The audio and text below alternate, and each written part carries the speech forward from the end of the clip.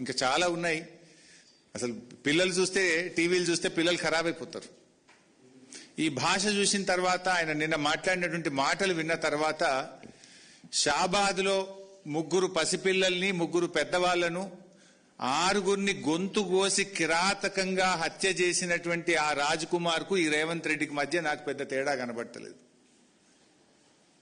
ఒక సైకో మనస్తత్వం, వాడొక సైకో రాజ్ కుమార్. నిజంగా ఎంత సైకో అయితే నాకు దక్కని వాళ్ళు ఎవరికి దక్కద్దు అని చెప్పి ఆ 6 ఎట్లా ఎంత దారుణాతి దారుణంగా కోడిని మెడకాయ కోసినట్టు కోసి చంపినాడు. పాపం ఒక ఉన్మాదిగా వ్యవహరించినాడు. ఎంత బాధ కలుగుద్దంటే పాపం ఇప్పుడు ఒక్క అమ్మాయి మిగిలింది అక్కడ. చెవులు వినబడవు, మాటలు రావు, కాళ్ళు లేవు. ఇప్పుడు ఆ అమ్మాయి పరిస్థితి ఏంటి? ఇంట్లో 6 చంపేసిండు వాడు, ఒక్కటి మాత్రమే మిగిలింది. ఆ బిడ్డ, ఆ చిన్న పసిపాప, ఆమె కూడా పెళ్లిగాని అమ్మాయి. ఇప్పుడు ఆ పిల్ల పరిస్థితి ఏంటి? ఇంత జరిగితే పక్క రాష్ట్ర ముఖ్యమంత్రి స్పందించిండు ఆ సంఘటన మీద, కానీ ఈ రాష్ట్ర ముఖ్యమంత్రికి కనీసం ఆ సంఘటన మీద స్పందించలేదు ఇప్పటిదాకా.